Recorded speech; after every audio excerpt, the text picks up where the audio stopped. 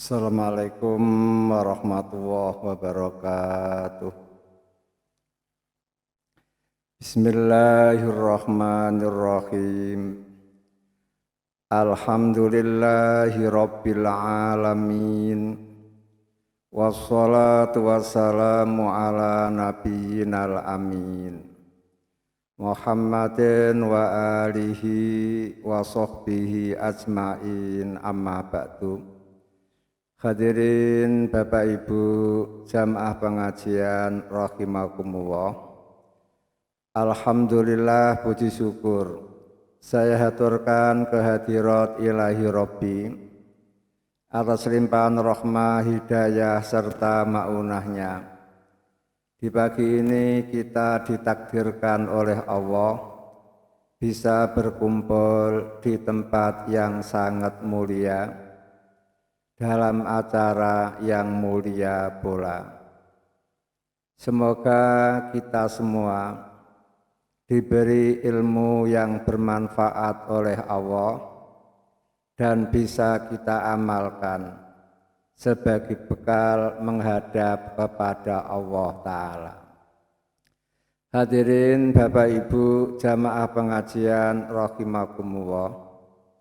Di dalam surat Yasin, surat yang ke-36, ayat yang ke-36 sama, berarti nomor cantik. Berbunyi subhanalladzi khalaqal azwaja kullaha mimma tumbitul ardu wa min anfusihim wa mimma la ya'lamun. Sungguh maha suci Allah yang telah menciptakan segalanya berpasang-pasang. Mimma tumbitul ardu, termasuk apapun yang tumbuh di bumi ini.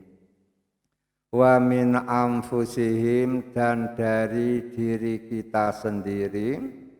Wa mimma la ya'lamun, dan dari sesuatu yang mereka belum tahu.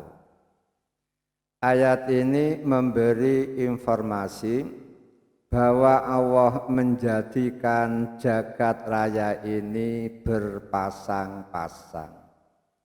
Ada atas, ada bawah, ada baik, ada buruk. Ada tinggi, ada pendek, ada hak, ada batil. Kemudian ada kecil, ada besar, ada betina, ada pejantan, ada laki-laki, ada perempuan. Semua diciptakan oleh Allah berpasang-pasang. Sampai yang ada di atas kita, Pak, lampu. Lampu itu pun terwujud gara-gara perkawinan antara salibun wa mujibun. Kabel positif ketemu kabel negatif, lalu melahirkan percikan-percikan api. Supaya tidak membakar rumah, lalu ditapung, disemprong, akhirnya menjadi padang semacam itu. Kemudian angin bisa berhembus, itu pun karena perkawinan antara H dan O. Semakin sering bertemu H dan O, maka semakin berhembuslah angin itu dengan kencang. Berhembusnya angin dengan kencang mempengaruhi gelombang yang ada di dalam laut. Kemudian atom pun ada karena perkawinan antara neutron dan elektron, kumpul, akhirnya terwujud menjadi atom. Dan ternyata atom itu pun bisa dipecah-pecah lagi. Begitu pula buah-buahan, tanaman itu bisa berbuah Pak, karena perkawinan. Sehingga Al-Quran mengatakan wa arsalnar riyaha lawaqiha. Kami Allah menghembuskan angin lawaqiha untuk mengawinkan. Sehingga ada tanaman-tanaman itu tidak akan bisa berbuah kalau tidak kawin, sementara yang mengawinkan itu angin. Tanaman yang dikawinkan oleh angin ini modelnya kembangnya jelek dan tidak harum, seperti pohon jagung. Di atas ada manggar Pak ya, lalu kiwir itu pejantan Pak. Kemudian di bawah ada gadis cantik, rambutnya terurai gitu. Nah itu betinanya itu. Setelah angin berembus, kiwir-kiwirnya jatuh, kena rambut Pak.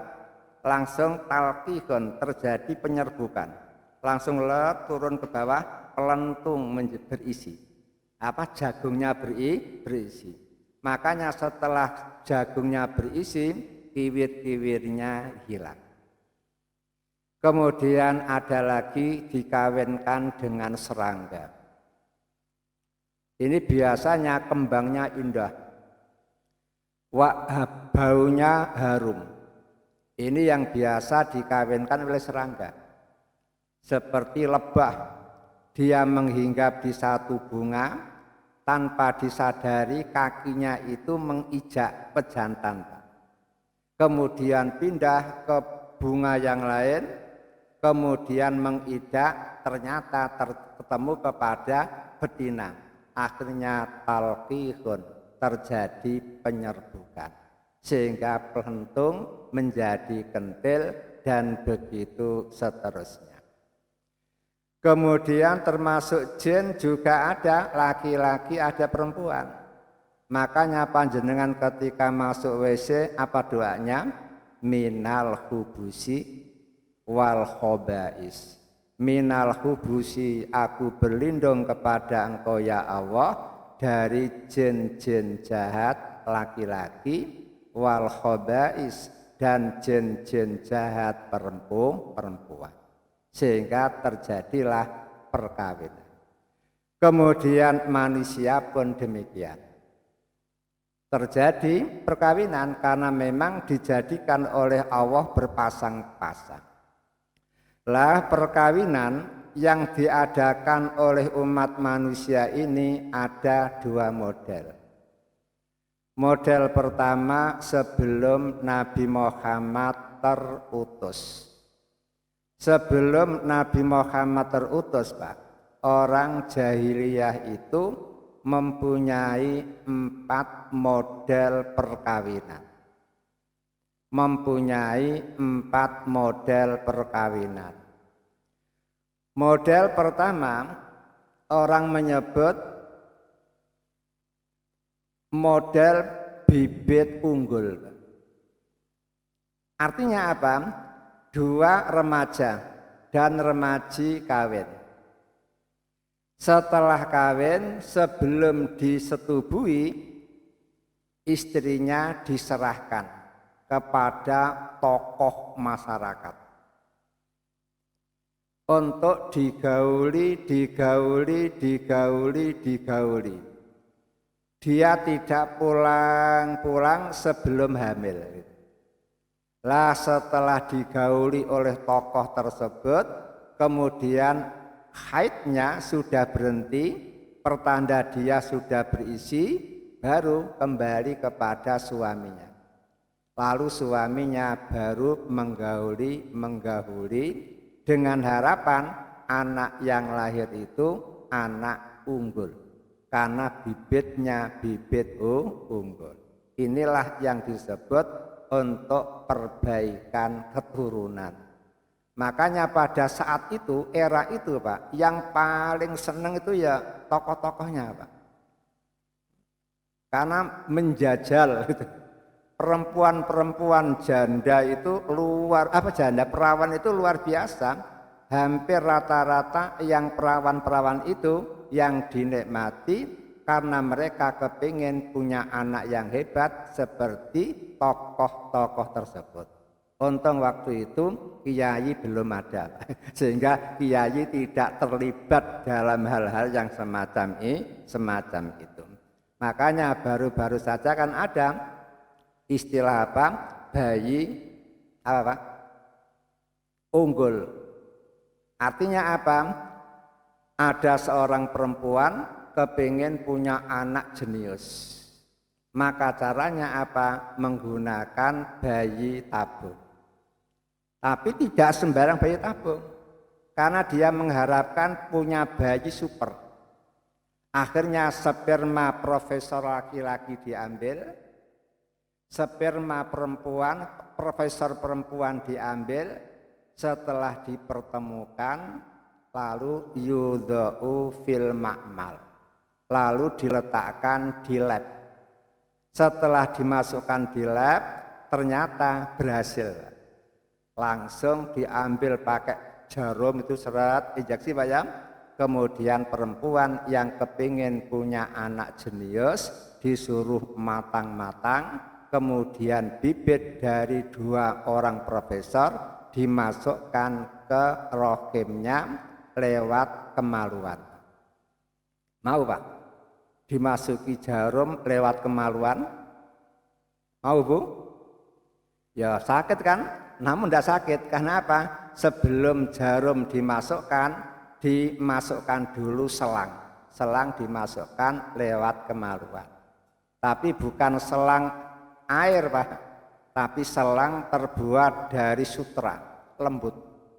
Setelah dimasukkan sampai di pintu rahim, baru suntikan itu dimasukkan pas depan rahim, disemprotkan pur. Langsung bibit dari 2 profesor itu masuk di dalam rahim, sehingga dia dianggap apa? Talqihun sinaiyun, dia melakukan bayi tabung super, karena bibitnya betul-betul tidak sembarang orang, tapi kedua-duanya super. Lah bangsa Arab kuno pun seperti itu Pak, model yang pertama. Jadi pingin punya anak super, sehingga istrinya rela diserahkan kepada tokoh untuk digauli sampai hamil, baru pulang, baru dikumpuli oleh suaminya. Setelah lahir, anak yang lahir dinasabkan kepada ayahnya, bukan dinasabkan kepada tokoh yang menggauli. Kemudian model yang kedua, seorang perempuan punya lengganan Pak, laki-laki dari 3 sampai 10 orang. Sehingga 10 orang itu Pak yang rutin menggauli. Giliran Pak, hari ini A, hari berikutnya B, begitu. Giliran gitu. Namanya terdaftar, alamatnya pun tertulis gitu. Setelah si perempuan itu hamil, tetap masih bisa digauli oleh 10 orang tadi. Kemudian begitu anak lahir, maka siapa yang bertanggung jawab? Maka 10 orang itu diundang Pak, dan wajib datang. Kalau tidak datang, kena sanksi sosial berat Pak. Makanya mereka pasti datang, seberat apapun mereka datang. Setelah mereka datang, diundangkan ahlul qofah, orang yang bisa menyelidiki sidik jari atau menyelidiki kaki, persamaan kaki anak bayi dengan 10 orang itu. Kalau ahli qofah mengatakan, oh kaki bayi ini mirip seperti kaki panjenengan, maka dialah yang bertanggung jawab untuk mengawini si perempuan tadi dan bertanggung jawab untuk meramut si bayi itu. Begitu Pak. Ini model kedua. Jadi satu perempuan punya kekasih sebanyak 10 itu, dan mereka inilah yang selalu menggauli sampai hamil, kemudian sampai melahirkan. Begitu anak lahir baru ditentukan siapa anak ini, dari siapa anak ini. Begitu. Ini model kedua. Dan model kedua ini agak jual mahal. Tidak sembarang orang bisa. Biasanya di depan rumah ada bendera merah kecil. Itu pertanda apa? Di dalam rumah ada cewek yang sanggup melayani orang-orang tertentu. Kelas gajinya berapa, Pak? Eselon 4. Kemudian model ketiga, Pak. Di depan rumah ada bendera merah, Pak. Gede, Pak. Gede. Berarti di situ ada cewek yang siap melayani, siap semua tamu. Tidak pandang. Bakul ronjot mampir ya dilayani. Abang becak mampir ya dilayani, membawa vario ya dilayani, membawa kijang ya dilayani. Pokoknya dari segala level yang datang dilayani. Namun mereka cerdas. Apa? Setiap tamu datang dicatat namanya, dicatat alamatnya. Walaupun pada waktu zaman Nabi belum terutus itu kan ummiyun, mereka rata-rata buta huruf. Ternyata pelacur-pelacur zaman dulu sudah berkemajuan, Pak. Bisa mencatat sehingga tamu-tamu yang datang itu ada datanya. Untuk apa? Sewaktu-waktu hamil dan tetap masih bisa berlangganan, begitu anak lahir maka semua orang yang pernah menggauli si pelacur itu diundang dan semuanya wajib datang. Wajib datang. Kalau tidak ada sanksi sosial.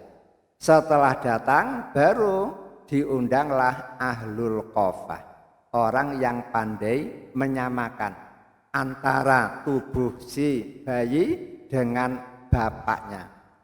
Terus diperiksa. Oh, Anda. Maka dia yang wajib bertanggung jawab. Untuk apa?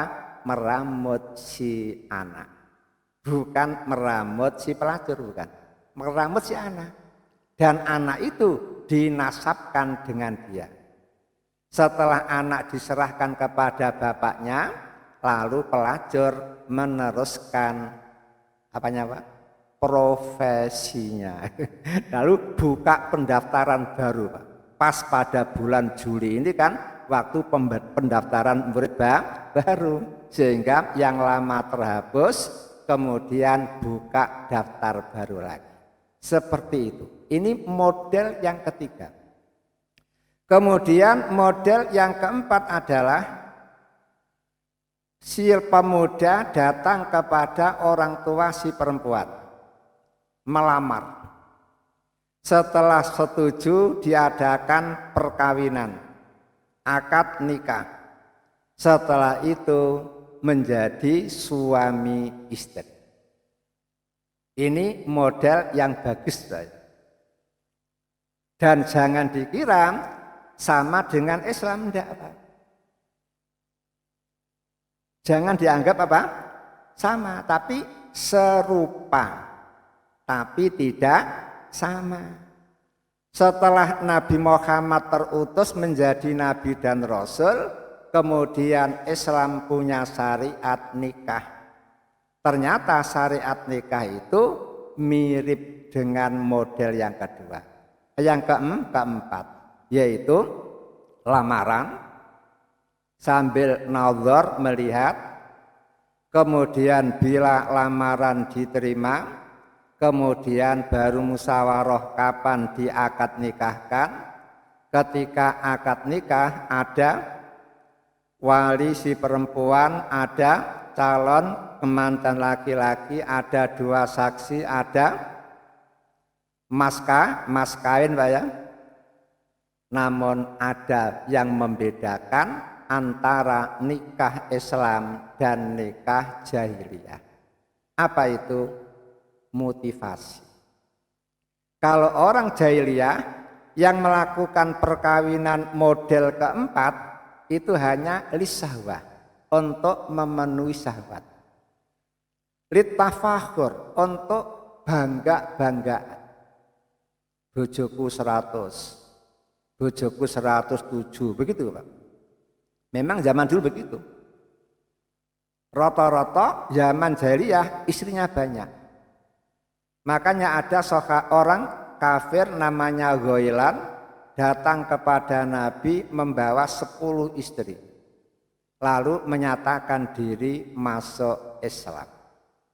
Setelah Islamnya diterima oleh Nabi Muhammad baru ngomong, Ghailan, karena kamu sudah masuk Islam, di dalam Islam orang laki-laki hanya boleh kawin 4.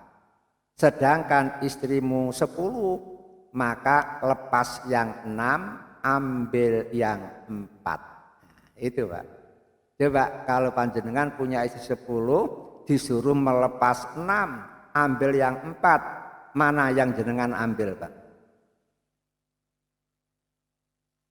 Mana? Kalau saya boleh urun rembuk Pak ya, pertama ambil yang paling lemu, yang kedua ambil yang paling kurus, ketiga ambil yang paling faqion launuha, glowing kulitnya. Kemudian yang keempat ambil yang paling hitam.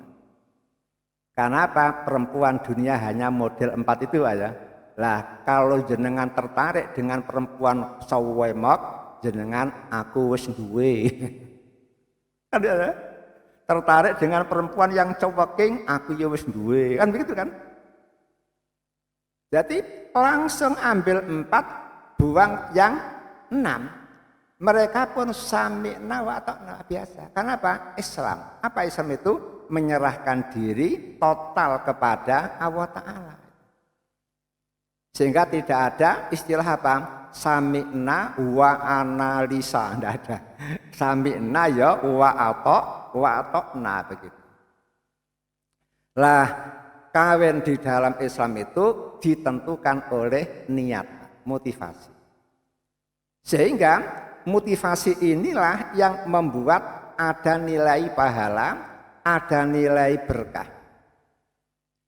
Sehingga pelaksanaan akad nikahnya mirip-mirip seperti model jahiliyah yang keempat.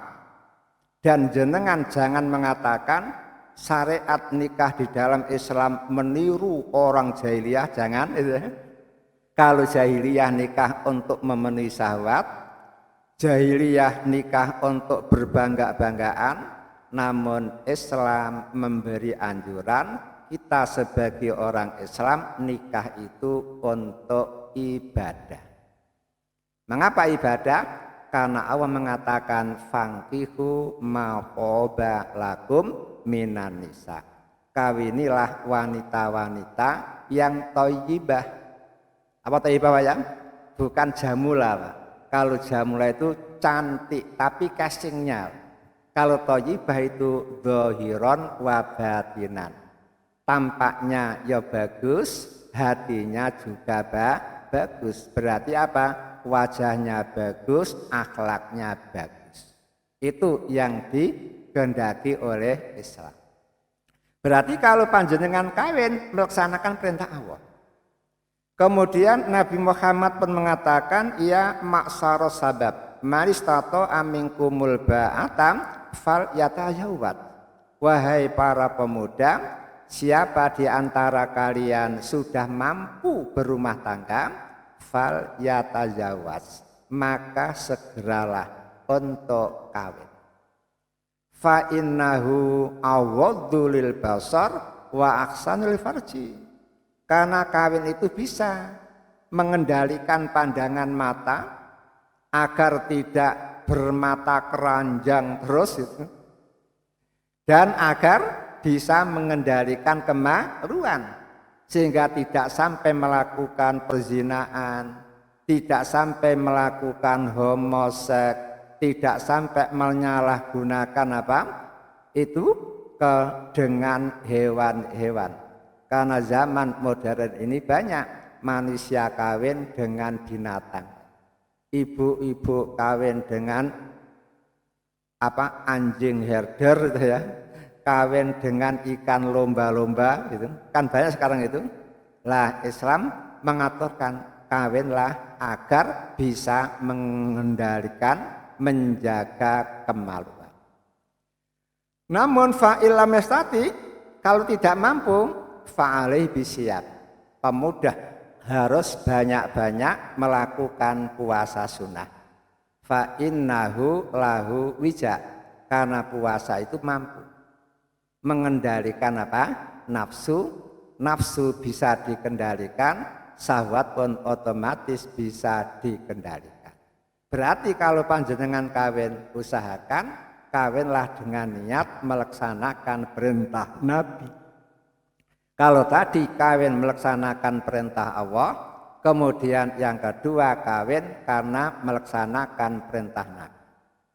Kemudian yang ketiga kawin dengan niat mengikuti sunnah Nabi. Ittiba'an li sunnati Rasulillah, untuk mengikuti sunnah Rasul. Karena di dalam sebuah hadis dijelaskan, Pak, Nabi Muhammad kedatangan 3 golok tamu, Pak, yang mewakili 3 golongan. Kebetulan Nabi Muhammad sedang istirahat, sehingga Nyai Aisyah yang menjagongi.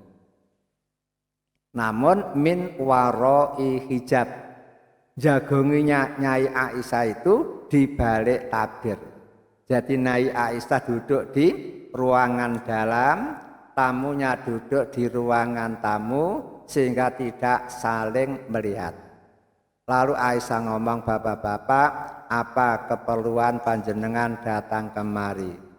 Ternyata yang satu mengatakan, saya mau tanya, bagaimana sholat malam Nabi? Yang kedua ngomong, saya mau tanya, bagaimana puasa sunnah Nabi? Yang ketiga tanya, bagaimana Nabi dengan istrinya? Ternyata Aisyah menjawab, wahai tamu-tamu yang mulia, Nabi Muhammad itu kalau malam pasti tidur dan pasti bangun. Sehingga kalau kalian kepingin tahu tidurnya Nabi, bisa. Kalau panjenengan kepingin tahu tahajudnya Nabi, bisa. Karena Nabi itu rutin tidur sholat, tidur bangun, dan tidurnya pagi sore, habis sholat isya sudah masuk rumah membaca Quran dulu sampai pegel, baru istirahat tidur. Nanti sepertiga malam terakhir bangun sholat malam gitu.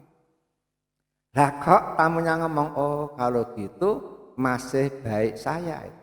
Saya itu setiap selesai sholat isya tidak pernah tidur, langsung sholat malam sambil khatmul Quran, sambil menghatamkan Al-Quran. Oh berarti masih hebat saya. Kemudian Aisyah meneruskan, Nabi Muhammad itu kadang-kadang puasa sunnah, kadang-kadang tidak. Bahkan pernah Nabi Muhammad itu pulang dari jamaah subuh, masuk ke rumah saya. Kemudian ngomong, dek punya sarapan dek? Ngapunten bi, belum masak. Dah kalau gitu saya akan puasa saja. Nanti sore dimasakkan. Gebi, bayangkan suami yang hebat Pak ya. Coba kalau bukan Nabi, ngomel apa marah Pak? Perempuan cap apa? Jam segini belum mempersiapkan sarapan untuk, ternyata Nabi malah begitu. Kemudian pernah pula Nabi Muhammad pulang dari masjid, lah kok melihat di atas meja ada semangkok susu.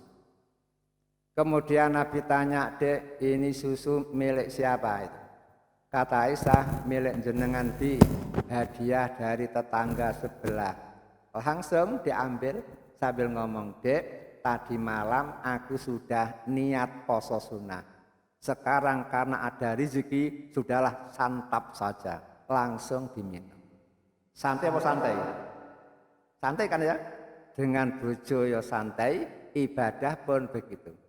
Ya bisa. Itulah dari sini akhirnya apa? Ulama mengatakan untuk puasa sunnah boleh niatnya itu setelah matahari terbit atau setelah subuh. Namun untuk sholat wajib harus pasang niat di malam hari. Lah setelah Aisyah cerita semacam itu, tamu yang kedua ngomong, oh berarti masih baik saya. Saya itu tiap hari poso, tidak ada hari tanpa puasa di dalamnya. Kemudian Nyai Aisyah bercerita, Nabi Muhammad dengan istrinya itu luar biasa cintanya. Bahkan Nabi Muhammad mengatakan, dunia ini yang paling aku cintai hanya dua. Pertama istri. Yang kedua tibun, bau wangi-wangian. Itu. Gara-gara ucapan Nabi ini Pak, orang-orang orientalis Masya Allah Pak, memviralkan itu. Mereka mengatakan Muhammad itu Nabi wedoan.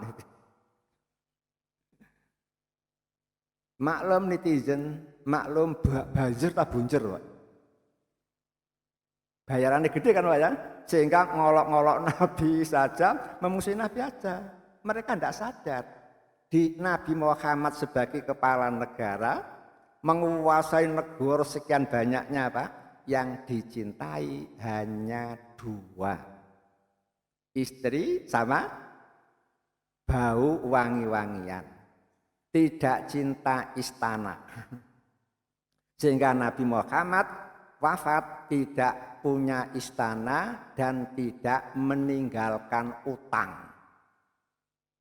Bayangkan, umpama Nabi kok kepingin membangun istana iso ora Pak? Bisa lah, wong Utsman kayanya luar biasa, Abdurrahman bin kaya luar biasa. Coba jenengan tahu kekayaan Utsman? Hingga sekarang Pak. Di Madinah itu ada Hotel Utsman bin Affan Pak. Itu adalah dana dari Utsman di daerah Markaziyah itu. Lantai berapa? 15 mungkin Pak. 15 Pak. Tiap satu lantai 24 kamar. Sehingga tiap tahun bisa menyumbang untuk fakir miskin anak yatim Pak 100 miliar. Hasil dari bapak-bapak yang umroh yang parkir di Hotel Utsman bin Affan di daerah Markaziyah. Orangnya sudah berkalang dananya masih mencarikan uang untuk Utsman. Lah kira-kira umpama Nabi ngomong, aku buatkan istana, bisa apa enggak Pak? Bisa lah, wong Abdurrahman bin Auf ketika meninggal dunia Pak, emas yang terkumpul itu kalau dihitung rupiah Pak, 6 triliun. Kalah Mas Erick Thohir. Kekayaannya berapa Pak? 3 triliun ya. Kan begitu kan? Kaya. Namun Nabi tidak. Itu namanya apa? Maklum, karena Nabi itu yang ingin itu kan adalah membangun istana di surga. Abu Bakar ya membangun istana di surga. Utsman membangun istana di surga sehingga dia tidak mementingkan istana. Yang dipentingkan adalah akhirat-akhirat.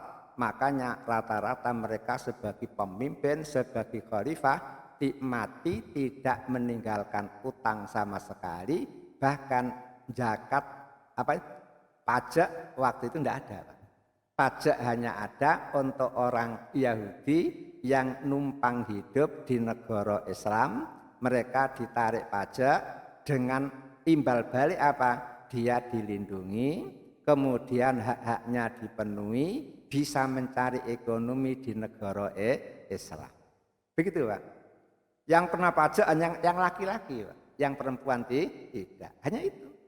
Namun kalau orang Yahudi kok mau ikut perang bersama Nabi gratis. Tidak kenapa aja, mergapo dia mau mendukung Nabi. Dan itulah hebatnya Nabi Muhammad. Kemudian setelah Nyai Aisyah memberi jawaban semacam itu, lah kok tamu yang ketiga mengatakan, oh kalau gitu masih baik saya daripada Nabi. Saya tidak senang wanita, karena perempuan itu penghalang ibadah. Wanita itu penghalang perjuangan. Makanya saya nekat niat tidak kawin agar bisa fokus beribadah kepada Allah. Lah setelah tiga orang selesai berkomentar, Nabi baru keluar lalu mengatakan, wahai tamu-tamuku, semua ucapan kamu sudah saya dengar. Namun ketahuilah, aku adalah orang yang paling bertakwa kepada Allah daripada kamu. Aku adalah orang yang paling mengerti urusan agama daripada kamu. Namun aku poso, aku makan siang, aku tidur malam, namun aku pun sholat malam. Wa atazawwajun nisa, dan aku pun mengawini wanita. Oleh karena itu, ingat kata Nabi, man raghiba an sunnati falaisa minni. Siapapun orangnya, kalau benci terhadap sunnahku, maka tidak termasuk umatku. Sehingga besok ketika hari kumpul di Ororo Maksar, Nabi Muhammad menunggu di Telaga Kausar, umatnya sama datang untuk menikmati air Telaga Kausar. Begitu ada orang umat Nabi Muhammad datang, diusir oleh malaikat. Mengapa diusir? Karena tidak diakui sebagai umat Nabi Muhammad. Begitu. Berarti kalau panjenengan kawin, niatilah kawin ittiba'an li sunnati Rasulillah. Ini yang barokah, Pak. Ini yang ibadah. Dengan demikian kawin itu ibadah yang paling panjang. Kalau panjenengan sholat paling-paling 5 menit sampai 10 menit. Itu pun butuh ilmu. Panjenengan umroh hanya butuh waktu berapa, Pak? Kalau dari Madinah menuju ke Mekah, berarti dari Bir Ali sampai ke Mekah 8 jam. Itu sudah pakaian ihram kan? Talbiyah terus. Setelah sampai di Mekah, tawaf, plus sa'i paling-paling 2 jam, berarti 10 jam. Itu saja jenengan latihan manasik umroh berjam-jam, Mbak ya, berkali-kali. Nah sekarang panjenengan mau kawin, mau ibadah berupa kawin puluhan tahun. Mosok jenengan tidak membekali diri dengan ilmu tentang perkawinan, ilmu tentang kejiwaan laki-laki, ilmu tentang kejiwaan wanita, ilmu tentang kejiwaan anak-anak. Dengan ilmu itu jenengan akan lebih enak kumpul dengan suami, kumpul dengan istri. Dengan ilmu itu panjenengan lebih enak kumpul dengan anak-anak. Sehingga wa aslih li fi dzurriyyati, semakin tua semakin mesra dengan keluarga, semakin tua semakin sayang dengan keluarga. Itulah yang harus direnungkan. Hadirin yang berbahagia, setelah panjenengan tahu bahwa perbedaan kawin di dalam Islam dan jahiliyah itu dilihat dari niatnya, maka perlu diketahui bahwa Islam menamakan pernikahan itu dengan berbagai macam nama. Pertama, pernikahan adalah ayatun min ayatillah. Dalilnya wis hafal Bu ya? Surat Ar-Rum ayat 21. Wa min ayatihi an khalaqalakum min anfusikum azwaja. Ayat ini menjelaskan terjadinya perkawinan itu merupakan ayatun, Pak, sebagai tanda dari sekian banyak tanda-tanda kekuasaan Allah. Kok bisa? Kawin saja sebagai bukti kekuasaan Allah, iya Pak. Karena kawin itu unik. Gampang-gampang repot. Kalau sudah kadung repot Pak, sudah ikatan 2 tahun. Hari H sudah ditentukan. Undangan sudah disebar. Orang-orang yang diundang sudah datang. KUA-nya pun sudah datang. Ternyata si istri kabur. Jangan ngomong Anggi Pak ya. Ini orang lain itu kabur. Bahkan ada Pak di Surabaya Pak. Keluarga semuanya sudah kumpul di Masjid Al-Falah Surabaya. Karena akad nikahnya di masjid situ. Ternyata yang laki-laki tidak datang KUA-nya karena jadwalnya padat 1 hari 5 orang Pak ya. Tidak mau menunggu lama-lama. Diberi ketentuan kalau 1 jam lagi tidak datang saya tinggal dulu. Ternyata Pak sampai KUA-nya keluar untuk mengawinkan yang lain tidak datang, zuhur pun tidak datang, sampai asar tidak datang. Sekeluarga resah semua. Si calon kemanten perempuan juga sudah nangis saja Pak. Setelah sawadi nangis, begitu hari berikutnya Pak, alhamdulillah mendengar calon suaminya ditangkap polisi Pak. Karena bandar sabu-sabu. Itulah berarti apa? Ada hikmah di balik. Coba umpama ketika akad nikah datang, sudah ngomong qabil tu nikahaha wa tazwijaha bil mahril madkur, iya Pak. Sudah sah kan suami istri? Karena sudah sah, tahu-tahu ditangkap polisi. Kan malah repot itu. Menjadi imro'atun mu'allaqah itu, perempuan yang tergantung nasibnya Pak. Punya bojo tapi tidak pernah kumpul, punya bojo tidak pernah diberi nafkah karena yang laki-laki membekam di dalam penjara kan. Kan malah jatuh nama hamba Pak. Itulah maka jenengan harus hati-hati. Setiap kesulitan, di balik kesulitan ada apa? Hikmah yang sangat besar yang nanti akan panjenengan ketahui. Seperti itu. Kemudian bukti kalau perkawinan adalah ayatun min ayatillah Pak. Coba kalau jangan renungkan. Kalau orang bersuami istri, taruhlah 1 minggu kumpul 2 kali. Rata-rata ya, 2 kali. 1 bulan berarti 8 kali. 1 tahun berarti 96 kali. Umpama panjenengan kawin sudah 40 tahun Pak. Berarti apa? 96 kali 40 Pak. Berarti 3.840 kali. Sudah ada yang kawinnya 40 tahun Pak? Sudah ya? Sudah Pak ya? Jenengan ngaku tidak ngaku Pak, sudah kumpul dengan istri jenengan 3.840 kali.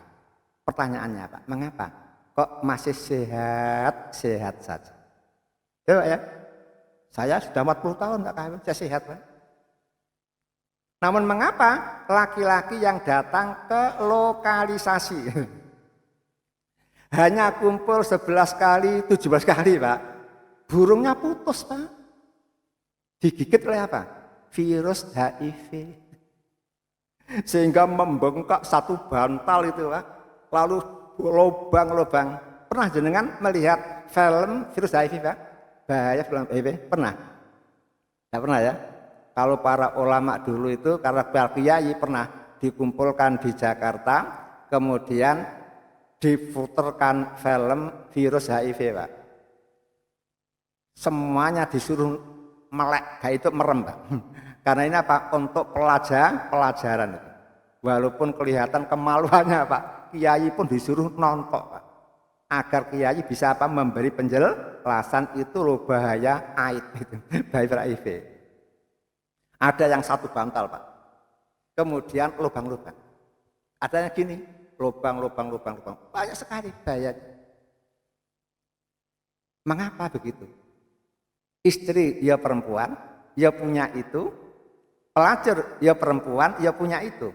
Mengapa dengan istrinya sendiri kok sehatnya luar biasa, namun dengan pelacur kok bahayanya seperti itu? Itulah bukti ayatun min ayatillah. Memang kawin itu betul-betul tanda dari sekian banyak tanda kekuasaan Allah Ta'ala.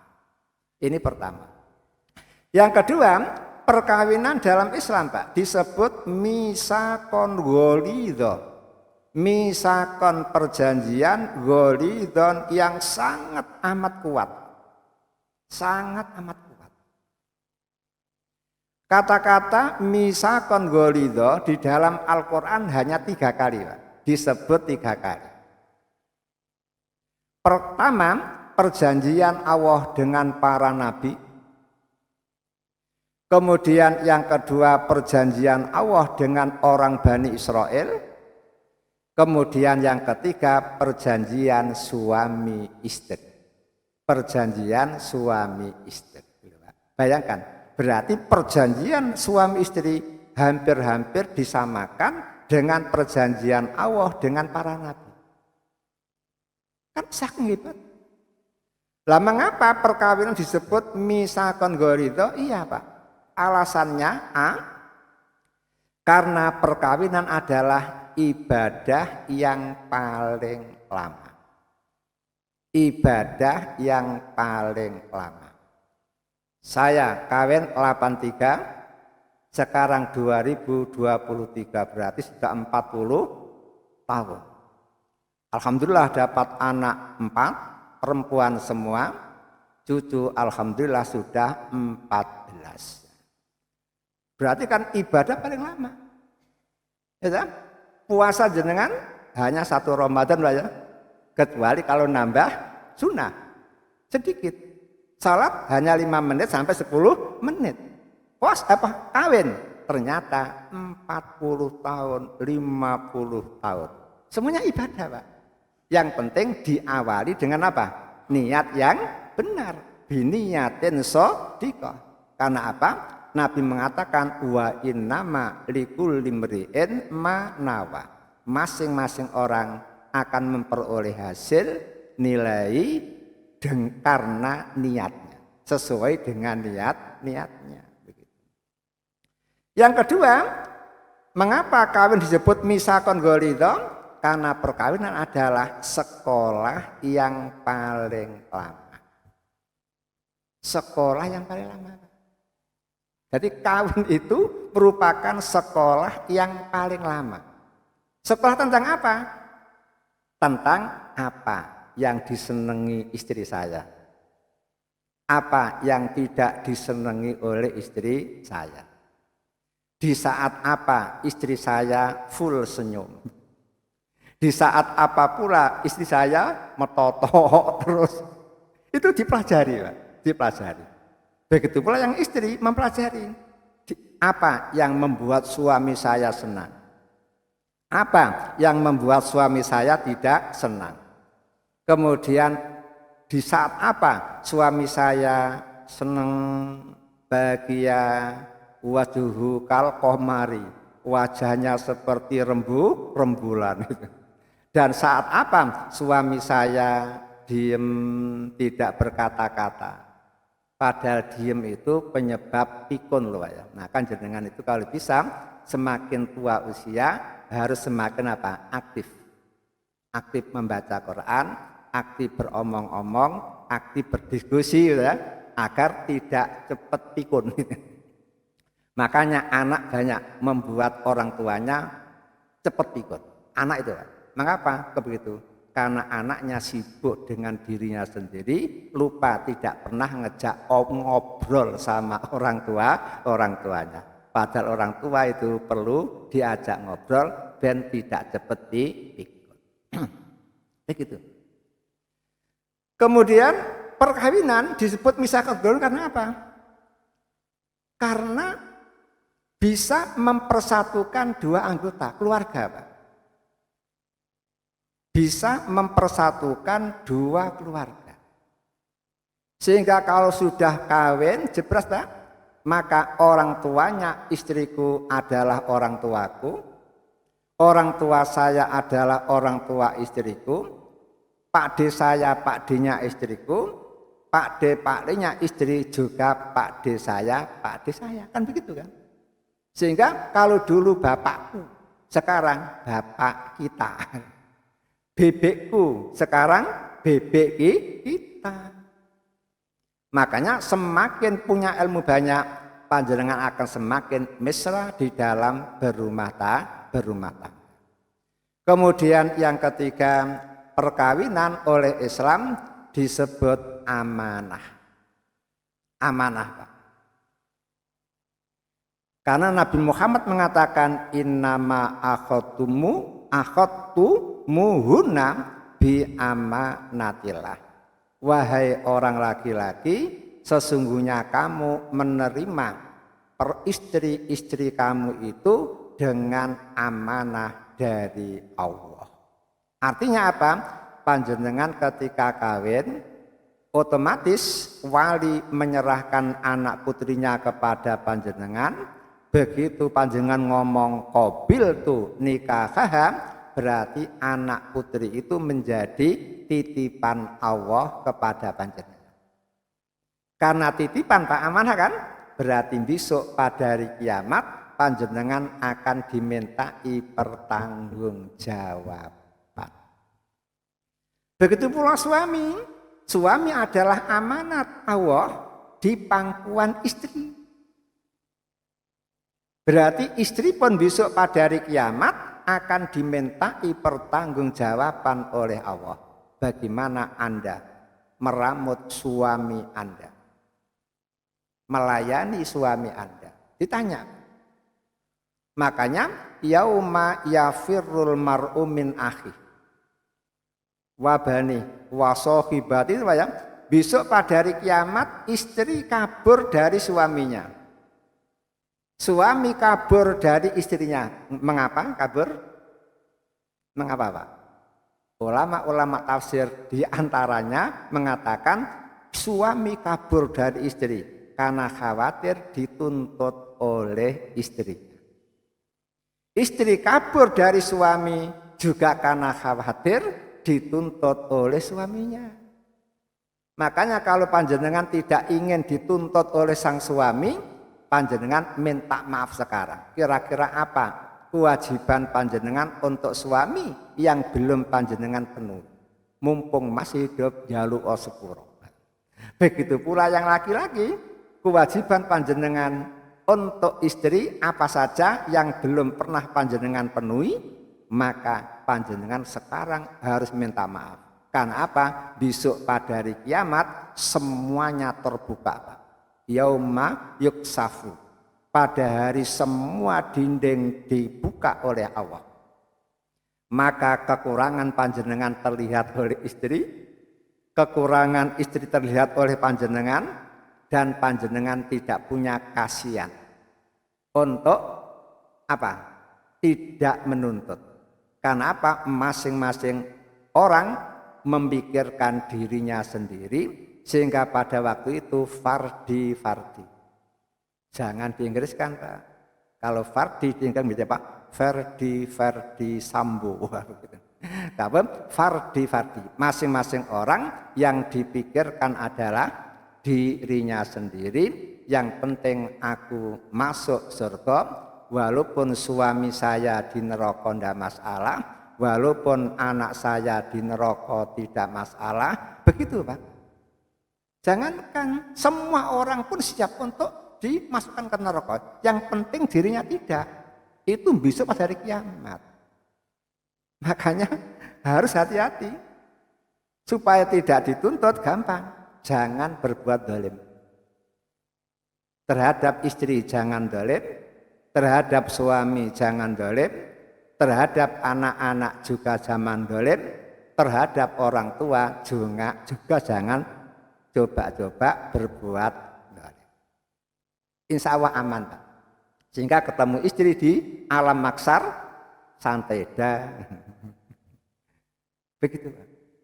Kalau sudah divonis masuk surga, panjenengan dipapak istri panjenengan, dipapak bidadari. Milih yang mana? Milih yang mana? Ayo jawab Pak, yang tegas Pak. Dipapak istri di depan surga, juga dipapak bidadari di surga untuk menjemput panjenengan. Jenengan milih yang mana?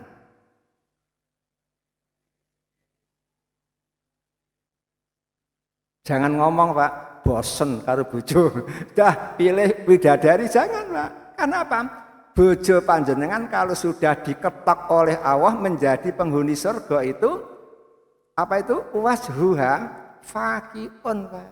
Wajahnya itu glowing, lebih glowing istri panjenengan daripada bidadari. Karena apa? Glowingnya istri panjenengan itu karena apa? Ibadah. Sedangkan bidadari tanpa ibadah, sehingga ayunya masih cantik istri panjenengan itu. Makanya jangan berpikir dah milih bidadari sajalah, sudah bosan sama bojo saya. Tidak. Karena bojo jenengan pun akan diservis oleh Allah. Cantiknya seperti siapa? Siapa perempuan tercantik sedunia Pak? Siapa? Siapa laki-laki tercantik sedunia, terganteng sedunia? Laki-laki. Nabi Yusuf Pak. 50 nilainya Pak. Laki-laki tercantik sedunia, paling ganteng sedunia Nabi Adam. Karena kholak tuhu biadi. Aku menciptakan Adam dengan tanganku sendiri, sehingga paling ganteng sedunia adalah Adam. Nabi Yusuf hanya satruhu, separuhnya Nabi Adam. Kemudian wasatruhu al-akhor, separuhnya yang lain dibagi untuk saya, jenengan itu. Makanya gak ganteng Pak. Kenapa? Separuhnya Nabi Adam dibagi orang sedunia seperti ini Pak. Gitu ya. Maka besok jenengan kalau sudah divonis surga, jenengan dibikin seperti Nabi Adam, ganteng-ganteng, gagah-gagah. Begitu pula perempuan yang paling cantik sedunia Nyai Hawa, karena diciptakan oleh Allah dengan tangannya sendiri. Kemudian Nyai Saroh, istri Ibrahim, itu separuh dari Nyai Hawa. Kemudian separuhnya dibagi untuk ibu-ibu itu yang belakang itu. Tapi lumayan cantik-cantik itu. Karena apa? Hawa terlalu cantik. Sehingga separuhnya walaupun dibagi orang banyak seperti itu. Itulah. Usahakan masuk surga bersama istri, masuk surga bersama anak, dan itu mudah. Yang penting waman sholaha. Kalau istri jenengan sholihah, suami sholih, anak-anak panjenengan sholihin dan sholihat, bisa bersama-sama. Kemudian yang terakhir, perkawinan dalam Islam disebut nikmatun min ni'amillah. Kawin itu merupakan kenikmatan dari segala macam, dari nikmat-nikmat Allah yang ada. Tidak percaya? Kalau kawin itu nikmat, punya suami nikmat, punya istri nikmat, tanyakan Bung Roma Irama. Kalau sudah tiada baru terasa. Ya, itu namanya bukti nikmat. Yang kedua, tanyakan kepada Mbak Kosidahan. Apa? Kata-katanya baru sekarang, oh aku rasakan tidak punya suami. Ya rasanya apa? Kan begitu kan? Ini menunjukkan bahwa suami itu nikmat untuk istri. Istri nikmat untuk suami. Lah, karena istri adalah nikmat, suami adalah nikmat, maka ada kaidah yang berbunyi kullu nikmatin la tuqarribukum ilallah fahiya baliyatun. Setiap nikmat yang ada pada diri panjenengan tidak bisa mendekatkan panjenengan kepada Allah, maka nikmat itu akan berubah menjadi bencana. Makanya setelah panjenengan punya istri, maka agar istri panjenengan tetap menjadi nikmat buat panjenengan, tidak berubah menjadi bencana untuk panjenengan, aktif ajak ngaji di sini, Pak. Agar tetap menjadi nikmat. Begitu pula agar suami tetap menjadi nikmat untuk ibu-ibu, maka ajak suami untuk mendekatkan diri kepada Allah. Sehingga tiap jam 3 bangunkan suami, bangunkan istri, ajak sholat tahajud bareng itu. Kecuali kalau sudah pensiun ya, jangan jam 3 Pak, jam 1 ya. Karena apa? Habis subuh kan bisa qadha tidur, walaupun tidak baik kan ya, tapi kan bisa qadha, kan begitu.